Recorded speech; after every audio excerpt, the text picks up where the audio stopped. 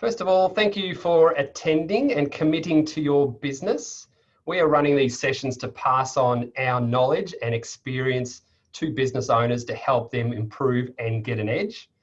Knowledge is key, and you should always look to educate yourself. First things first is that I'll ask everyone, if you're not already, to please mute yourself. Obviously, this is a Zoom meeting, so if you're not muted already and you do make a noise, it will divert to you and take attention from the presenters. It's all about us today, so please mute yourself. Secondly, we are recording this session, so if you do want a copy of the slides or the recordings, we can pass that out to you. They'll also be on our socials as well, so you'll be able to pick them up from there. The other thing as well, we'll look to have questions at the end of the presentation.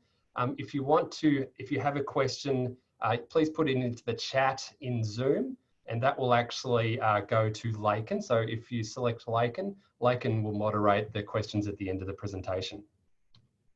So quickly, just a little bit about Rubik's. We work with passionate business owners who are striving for success. We've been in business for 10 years, 10 years this year. What a year to celebrate 10 years. We were planning to have a big function, but we'll push that back a little bit. That's 10 years of providing tax, business advisory and financial success advice to clients throughout Australia. We set up Rubik's, a boutique accounting firm, to provide a tailored service for small to medium-sized businesses, high net wealth individuals and self-managed super funds. We aim to provide a more hands-on service to guide our clients to success. We wanted our clients to feel to have a close-knit team of experts in the tax and advisory field. Rubik's, for me, looks to make our clients feel like they're in control of their business, feel like they understand the drivers of their business. With this, they can actually provide or make better business decisions and be more comfortable. I think being a business owner can be a lonely place. So if you have a great team around you, supporting you, it's a great weapon. That's why we created the Rubik's Care Factor. It defines our culture and our service to the clients. Rubik's, the typical clientele of Rubik's in the business clients fits into this business life cycle. Depending on the business life cycle will depend on the level of advice that we provide to them. This presentation today has a common theme, being control. So, and this actually be discussing a lot of points that are coming up regardless of where you are in your business life cycle. The topics that we'll cover today, first of all, we've picked these topics because these are the types of conversations we are having with our business clients this time of year. These topics are all about control, as I mentioned, be it control and where your cash is going to controlling what the ATO incentives are available to you that you can actually claim. Having control and understanding more about your business today in today's climate is extremely important. A bit about the presenters. First of all, Mark Deviljack. Mark is a partner at Rubik's with over 30 years experience in the accounting industry. He's been a partner for over 20 years in accounting firms, and previous to Rubik's, he was a managing partner in a mid-tier accounting firm. He's a fellow in the Chartered Accountants. He's an authorised rep and also a keen skier. I'm a presenter later on as well. I'm also a partner of Rubik's with over 20 years experience. I was a finalist in the 2019 Partner of the Year in the Accounting Awards last year. I'm also a chartered accountant, also an authorised rep and a bit of a runner and a participant in Spartan events. Eliza Smith, she is one of our fantastic managers at Rubik's. She's got over 12 years experience in the accounting industry. She's a co-president of the Women's in Accounting Industry Networking Group. She's also a chartered accountant and an Essendon Bombers tragic like myself. And she is the first presenter today. So I'll hand it over to Eliza. Thank you, Stuart. Good morning, everyone. My name's Eliza Smith, and yes, I am a Bombers tragic. Not very happy about last night, but our form is going well. Please excuse a bit of a croakiness in me. I am fighting a bit of a cold. Promise it's just a cold, nothing else. So excuse the croakiness. So the first thing we want to speak to you today is the ATO incentives. With the COVID pandemic, the ATO and the federal government came out with a stimulus package in late March. A lot of these have continued on and will continue on until September.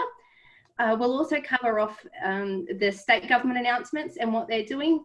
With the Victorian state government, this is a continuation as we're still in stage 3 lockdown. And some of these are new and we're waiting on more details, but I'll go through them very shortly. Stu, if we can go to the next slide. So this is just a graphic example of what the HO and government announced in March. A lot of these have already applied to our clients. A lot of them are ongoing. And a lot of them are ongoing until 30 June next year, which is wonderful, or any other continuation date that the government does advise. We want to go to, and to the next one, Stu.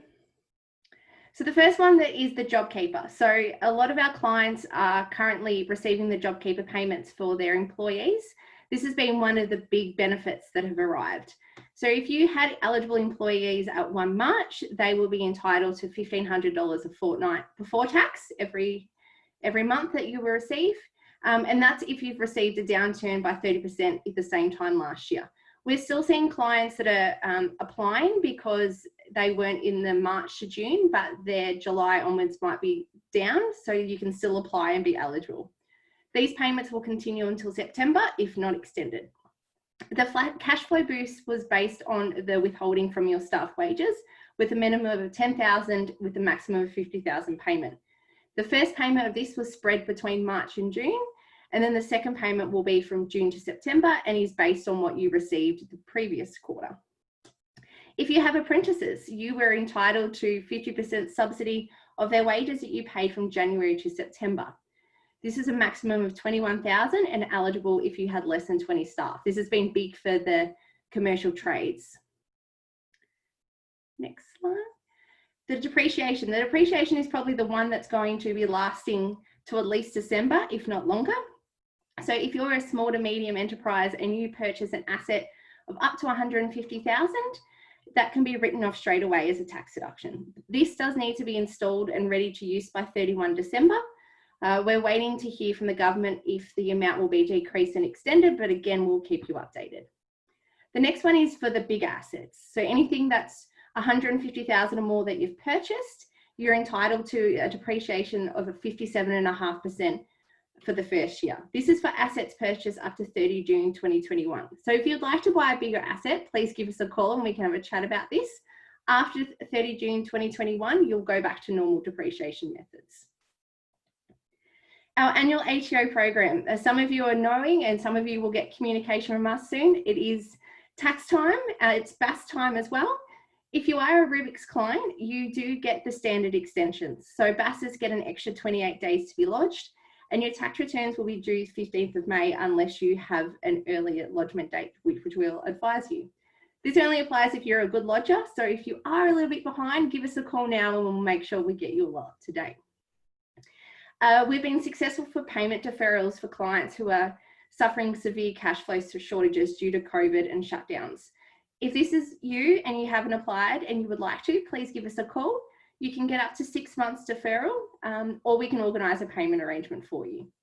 Same going with PAYG instalments. As part of our quarterly review for clients, we always look at profit and to make sure that they're paying the right amount of PAYG and prepaid tax. If you have shut down and there may be no need for you to pay an instalment this quarter and to save your cash flow for things like rented employees. Also, our remission of general interest charges and penalties. No one likes them, we don't like them, but things happen. But we have a great record of doing this for clients. So if unfortunately this is you, please give us a buzz and we'll get this done for you. Now on to the state government incentives. So this is just for our Victorian clients at the moment. Some of you are fortunate to still be out and about and enjoying life. So hopefully that can continue. The Victorian state government last week announced an additional $5,000 grant for people in metropolitan Melbourne and the Mitchell Shire who have been affected by the stage 3 shutdowns. This is in addition to the $10,000 that was announced from March to June. There is a little bit more requirement though. You do need to be hiring staff and also be covered for work cover, which if you've got staff, I'm really hoping you are covered by work cover. There was no payroll tax for the year 2020 if your payroll was under $3 million. This has been extended for the first half of 2021, with payment being deferred until early January, with the state government to announce anything further. If you were a commercial landlord, there was relief from a land tax if you offered rent relief to your tenants. This was only eligible if your tenants were registered for JobKeeper and had a decreasing downturn. There's also a few new more state government incentives, including if you're a CBD business and you've had to shut down, and also the regional tourism accommodation support. I know our client Helen's on here. Helen, this might be applicable to you, so I'll be giving you a call shortly once I have some more information. But this is for anyone who runs accommodation and you've been affected by the shutdowns and the stay-at-home restrictions. That's it for the moment. Now moving on to, as Stu said, to the control. July for us is a lot of planning for clients, and this is when we recommend that this is done. Budgets are probably one of the easiest and probably one of the first steps you should go into your planning. For many businesses, it is a weekly cash flow plan, but that's not strategic enough instead of your 12 months. So we like to make sure that you're planned for 12 months in your budget, and then we can change it if situations arise. Most people think that a budget is used to estimate income and expenditure, which it is at the basic level. I know a few of us have our own personal budgets. It's also a great tool to determine profitability, but also for planning for future needs and in times of unexpected crisis. COVID hit in March. None of us were really expecting that it had. I know a lot of clients were very busy looking at budgets and seeing what we could squeeze and reduce expenses, and having that laid out for them was just easy for them to see. Having it in your Xero or a spreadsheet is just as easy, and it's there at a click of a button for you to have a look at. Now, this is my attempt at accountant humour, that all budgets should be shown to appropriate staff and associates. So have a quick look at my little cartoon, and then we'll move on to the next one. So when preparing a budget, you need to make sure that you comply. We can all have a budget there, but if we don't comply and review, then there's really no point in it. So the advantage of doing these are that you can track your income and expenditure. This way you can, put strategies in place to increase revenue, reduce expenses, and also highlight any savings that can be made. Staff performance. How do you know how many staff you need? What capacity you're looking at? Looking at your sales and your budget, if you're looking at an increase of sales by 15%, you might need another 2 staff. Having that in front of you, you can plan, and then you can look at what you need. It also can be based on for their KPIs. So, if income is increasing and new areas are improving, then that can be a good KPI for staff. One of the things we also recommend is variance reporting, to compare your budget quite frequently to the actual figures. This is where you can show the efficiencies in your business. Are you on track? Do we need to make changes? Do you need some financing? This is what the variance reporting does, and this is just an easy quarterly or monthly review for you. Next one, Stu. Assisting finance applications. Wow, hasn't banking needs changed the last few years? Every commercial finance application that I've done for clients in the last 6 months have required some forecasting. And the easiest way for forecasting is to a budget for the next 12 months. Banks want to see what your growth is like, what your levels are like, and also how you can service a loan. So a budget can look at, making sure you have enough for the payments and if you need to make changes. But one of the most important things for a budget is your business decision making. As a business owner, how do you know how much money you can take out? How do you know if you're protected by the right amount of insurance? Having that budget there and in front of you, these decisions can be easily made. Also, when you're potentially selling a business, the valuation is usually done on 2 ways. We normally look at it as the past 3 years and also the 3 years, including the future 12 months. That way we can look at putting strategy in place to improve the value of your business. So what's next? So once you prepare your budget, put it into your accounting software or your spreadsheet, make yourself familiar with the budget, tell the right staff, whether it's your bookkeeper, your accountant, your salesperson, ring us and we can help you. We can review it, give you some suggestions on how to change it or how to make it better. and also ways to improve that income and decrease the expenses. Do your comparisons every quarter. When you're preparing your BAS, do your comparisons. See where you're looking at. You know, the next 3 months, if anyone prepared their budget in June, I'm sure their July to September budget is very different now with the current environment. The next step from the budget is cash flow. And I'll let Mark Deviljack go through that with you. Thanks, Eliza. Very insightful. Mark Deviljack here today to talk to you about cash. Why is cash flow important? Cash flow is the key to any success in business and in wealth creation. Without cash, you're unable to, it's more difficult to fulfill your business dreams and expectations. The old saying that you don't achieve what you don't plan for is very true. Next. Thanks, Stuart.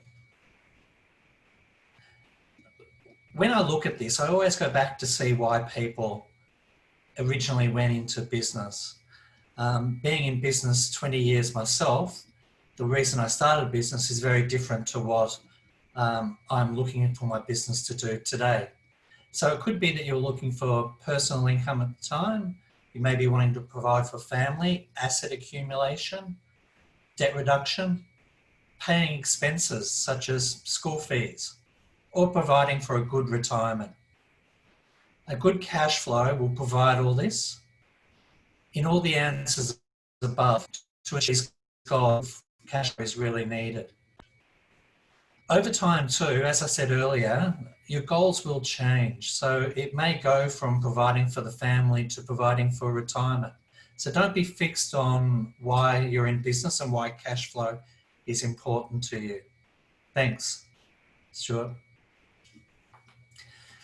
From our time in business, Stuart and I have seen a lot of warning bells where people's cash flow is poor. And it's some of the signs are not paying the ATO on time, not paying your staff superannuation obligations, not paying creditors such as Rubik's, which is not the best cash flow outcome. Banks being difficult. You see that currently with banks being difficult with people. So these are all the warning signs of poor cash flow. So if your business or you know another business that has these warning signs, get them to contact their accountant or get them to contact Rubik's. Often when we talk to clients, they say, where's my cash gone? Why have I got a tax bill? Where's all this profit you're saying that we have? Usually this profit is sitting in the client's business. It's on their balance sheet or in their pockets already. They often forget that they've taken it out. Difficult to understand that. Increased stock and work in progress is typically where cash flow is. Increased debtors. Maybe we've given it to that bank that has been difficult. Maybe we've repaid some debt. And obviously the owners haven't drawn out the excessive cash flow to use personally. Thanks, Stuart. So how do we fix this disparity between profit and cash? It's really about planning, being on top of your stock control, making sure you're not sitting on too much inventory. Make sure you're ordering correctly and not over-ordering. Invoicing more frequently. This reduces work in progress if that's the way your business operates, or this means that your debtors may pay you sooner because rather than invoicing at the end of the month, you invoice when the goods are shipped. Set up a debtors control policy and make sure it's policed. It's no good saying to customers that you have a 30-day terms and no one contacts them for 60 days. Of course they're not going to pay you. So devoting staff or your own personal resource to the above will actually help you fix this disparity. So actually doing something rather than saying you're going to do something. Thanks, Stuart. Often a good cash flow problem occurs when your business is growing. You need to fund that growth. Often in a growing business, people have no cash. And this for this, you need to fund the additional stock or work in progress. You may need to fund the growth in your debtors because you are invoicing more. What can we do to fund this growth? Often it is to retain the after-tax profits in the business. This means the owners need to take less. But it is a very efficient way to fund growth. The owners may choose to recapitalise their business. So they may choose to put in new funds into their business to help with this growth, or they may seek a business partner in some form to help invest in the business as well. Or seeking finance from a bank. That's important. If your poor cash flow is because of poor profitability. That's where Eliza's talk was very important. Budgets. You should be looking at increasing your income, increasing the promotion of your business, whether it's marketing, advertising, also introducing new products and services to your clients. Reviewing margins. Margins go back to budgets. Are you charging enough for your goods and services? A small tweak in margins can end up with a big bottom line outcome for a business, which is a big bottom line increase to cash flow as well. Obviously reviewing operating costs, but sometimes they're often fixed, but just being on top of those as well. Thanks, Stuart. How can Rubik's help you improve your cash flow? Being accountants, we have tools that we have access to, and we can help clients quickly identify where their cash flow problems are. Using budgets, we can create cash flow forecasts. We can create procedures in your business, or we can refer you to experts in our extensive networks. Improving your cash flow will always help you achieve your business dreams. Now, over to Stuart to discuss getting our house in order. Thank you, Mark. Well done.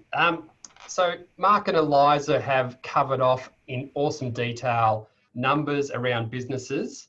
Now I'll just touch on something slightly different. When we talk with our business owners, we do cover off a fair amount on tax and business advice. However, we also cover off on best practice. What do I actually mean by that? What I mean by that is making sure that you're protecting your business, making sure that you're looking forward in your business, and making sure that you're getting the best deal available for your business. In short, getting your house in order. A lot of these items on the screen, business owners would love to organise. They would think that would be nice to have. However, a lot of the time, they never get around to actually looking at it. They either think it's too expensive at the time, or they actually just never think about it at all. All of these items are really important, or should be really important as well. We've seen many a times where things have actually gone wrong, be it a business partner dispute, a death, or an illness, where things could easily be avoided if some of these items were put in place. The best time to action some of these items is when the times are good. So now, yeah, it's really great at the moment. So once in place, they should actually be reviewed as well, often as well, because things can change. A lot of these items Rubik's can assist with. However, if it's outside our service offering, we do have an extensive business networks of experts that we refer to. That's one of the benefits of dealing with Rubik's, is we do have a wide network of people that we can refer to that adds value to our business. Areas where Rubik's can assist is, first of all, business planning and SWOT analysis. Do you actually have one? Do you actually have a business plan? Do you update it every year? We have an online and virtual process that helps put together a plan. Involved in this planning process is the business risk review, which identifies areas of improvement, which often isn't financial based as well. And tweaking of those a little bit can actually improve the business value of your business. We actually provide a lot of business valuations as well. This helps our clients identify what their actual business is worth and if there is a business value gap. It's better to know now rather than when you're actually trying to sell if there's actually a business gap. Also, it's great to know if your business actually has a value. A lot of our clients don't think they've got a value, but going through the process actually identifies, yes, there is actually a value. A number of our clients prepare valuations each year. This is a strategy to see that, first of all, the things that they've done throughout the year actually has increased that valuation.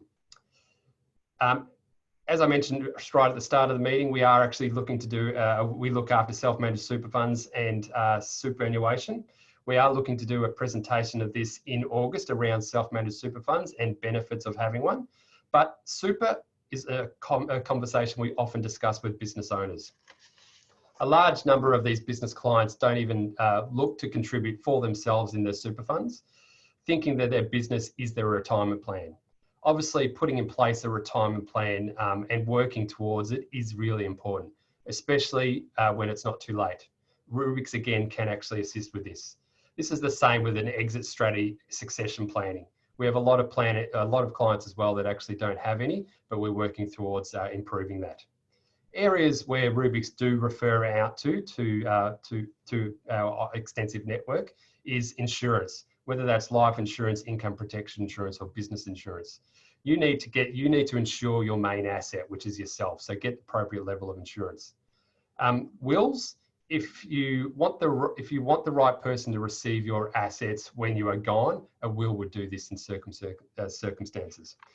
Also review that will if things change along the way. It needs to be updated. It's amazing how many people don't actually have a will. Bank loans and business finance facilities should also be reviewed annually as well. There's always a better deal, and banks are often looking for doing deals. So it's not a set and forget process, whatever that funding requirement is. And finally, for the lawyers, very important to have terms and conditions up to date, plus employment contracts. Again, it's one of the things that a lot of business clients think about.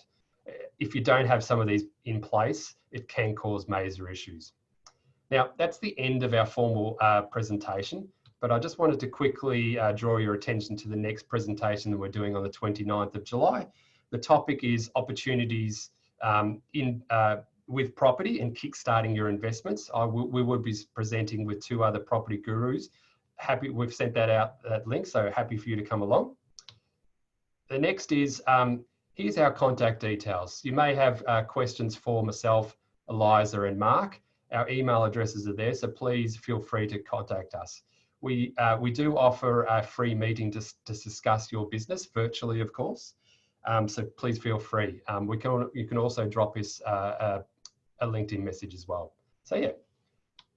Now I might hit to the questions section of the meeting, so I will stop the sharing function now. That means we get the full view. So, Laken, do we have any questions that we need to address? Not at the moment. Which is great. I actually sent you a couple, Stu. Ah, okay. All right. My bad. So Netta's question is, this is probably a question for Eliza. Is the land tax exemption across the board? Is this relevant for SMSF owned properties? That's a good question.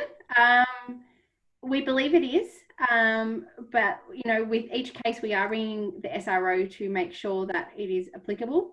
You also have to make sure you're in contact with your agents to make sure that you have had that discussion in regards to the rent. In regards to SMSF, and I don't want to step out of school here, you just need to make sure that if you do have financing that you are covering that as well. Thank you. Does anyone else have any questions while you've got three experts in the field you want to deal with? Fire away. We'll be hanging around for the next couple of minutes. I did just get one come through. Okay. What are the mechanics of the second cash flow boost payment? Eliza, you're the superstar. I know. So the second cash flow boost is based on what you lodged between March and June. So if you are, excuse me, if you're a March and June lodger, you will still get the June part in the first payment. So you get up to 50,000 of PAYG withholding. I'm going to put this in really simple numbers and terms. So if you've done 5,000 of PAYG withholding in the March BAS, and then you've done 5,000 in the June BAS, you get a total, that's the 10,000. So that's the minimum. So you'll get 10. What will happen is, so you'll get the 5,000 credit for the June, which is the first half, And then you'll get the first half of the second payment in the June one. So for in the June, you'll get another 5,000 credit, and then you'll get the remaining 5,000 in September. Does that? Super clear. Is it, if you want the, so I'll do the monthly as well, and I'll use the same figures. So say, for example, from March to June, you've lodged 2,500 and it totals to 10,000 PAYG withholding by June. You will get the first monthly quarter. So you'll get $2,500 in the June as a credit. And then you'll get one in August, September, and then October. So that will be your 4. So I think my comment with that is it is a complex thing, and it is different per business as well. So have a conversation with us or your accountants just to clarify what's eligible to you, because it is complex and it needs to be done right too. We had a follow-up question if the credits are only for PAYG or if they're also for GST as well.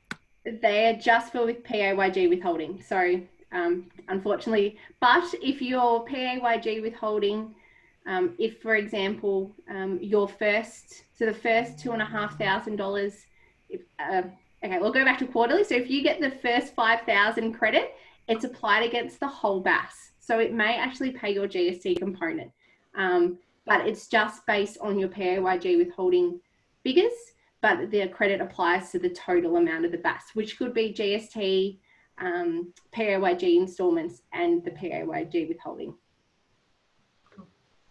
And if there's any excess, it gets refunded. Is there any other questions? As I mentioned, if there is no other questions, please contact us. We're happy to have a conversation with you.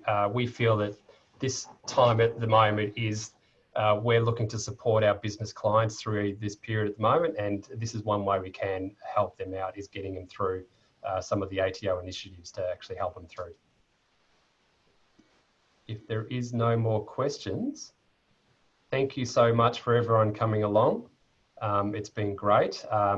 We will be doing a monthly and fortnightly seminars throughout the next 6 months, so please look out for another invite going forward. Cool. All right. See you, everyone. Thank you. Thank Bye, you. everyone. Thank you. That was awesome, Tal. Thanks, Stu. Thanks, Stu and guys.